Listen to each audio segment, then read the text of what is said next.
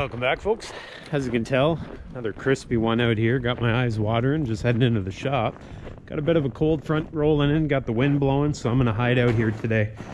And shed some light in here. There we go.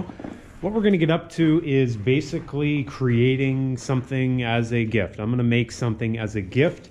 And the reason I'm making it and not buying it is because anyone can buy something, but not everyone can make it. And it's kind of funny, but nowadays you go to the store and it says handmade like it's this mythological being or something.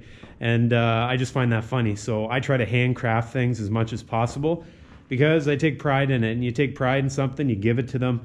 That should definitely mean more than you going to the store and spending 10 bucks on a little, knick-knack that they can throw up on a shelf. That's what we're doing today. So let's have a little look at what we're getting up to. And I'm coming over here, and first and foremost, look at this setup. Now that is a beautiful thing. That's a piece of ingenuity right there. Why I have this set up is to shed some light on this project I'm going to do here. And this project is more or less going to involve my plasma cutter. And it's going to involve this piece of metal here. And I don't know if you guys can see that design or not. I hand sketched the design using a marker. And what the design is supposed to represent is a white pine tree. It's supposed to be a bit of a silhouette. I plan on cutting this out of whatever the scrap metal is and more or less cleaning it up after that and then mounting it hopefully onto a rock or something if I can dig one out of the snow. And then that'll make up that gift I'm making. So I have not done this before, but what I can tell you, one of the reasons I bought my Thermal Dynamics drag gun plasma cutter was to make projects like this.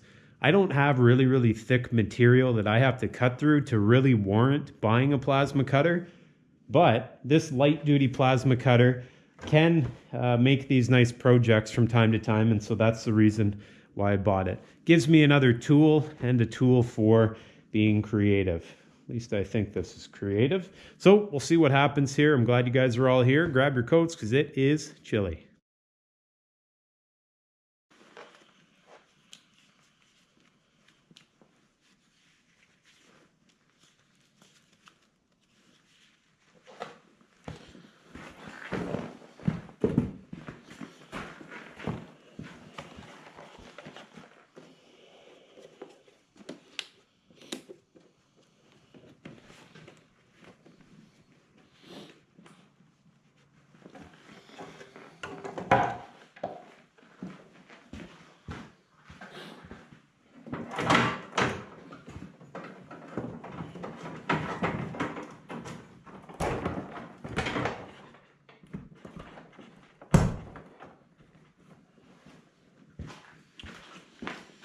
Okay.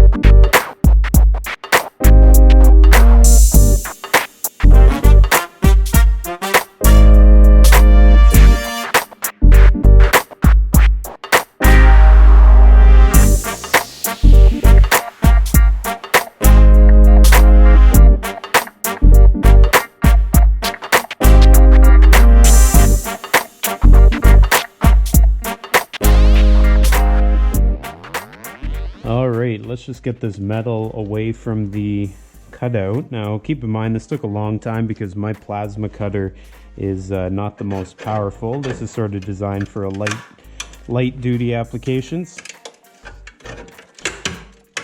So we're just gonna bend away the metal. This metal's a little bit thick as well. A little thick for my plasma cutter. Hence why you saw me taking my time, because I had to really go over the lines slowly.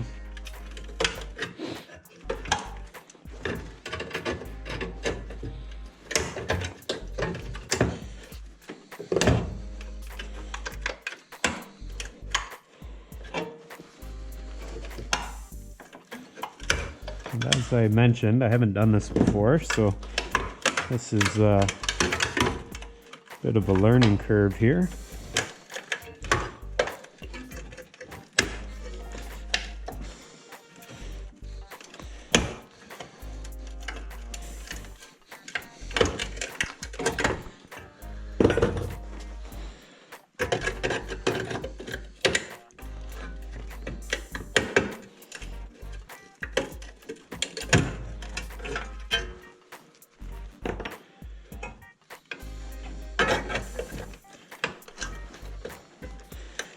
Especially when I start getting the individual limbs here, I got to be careful that I don't bend them right off. This old scrap metal is kind of brittle.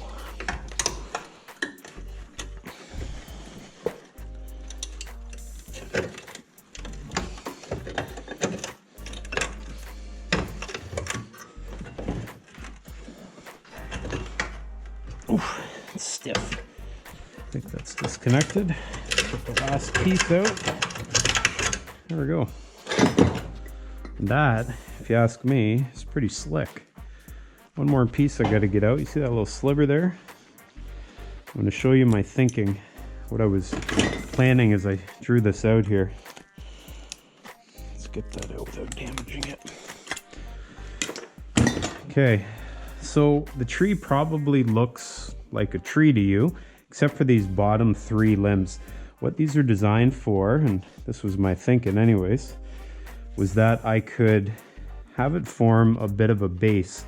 So I'll put a bit of a bend there. And that limb, that one, and that one will sort of be like exposed roots. And when the ground ever thaws, I'll get a rock out and wrap those roots over top of a rock. And then as you can see there, we'll add some dimension. Just twist these a little bit if I could. Oof, stiff. Let's add a bit of dimension, twist them a little. This one will make it three-dimensional. And if you know anything about white pines, they're often windswept, so that's some of the appeal. So we'll try to mimic that. What do you guys think? I think that looks pretty good.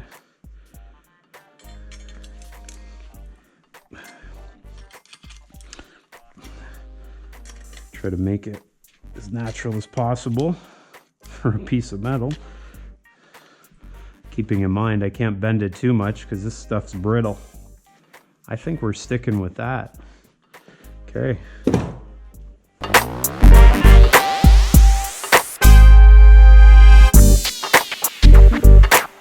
Well guys, come on down here and have a look here. This is my 1845 William Foster anvil. On top of it is my brand new white pine plasma cut tree that I'm going to give to someone as a gift.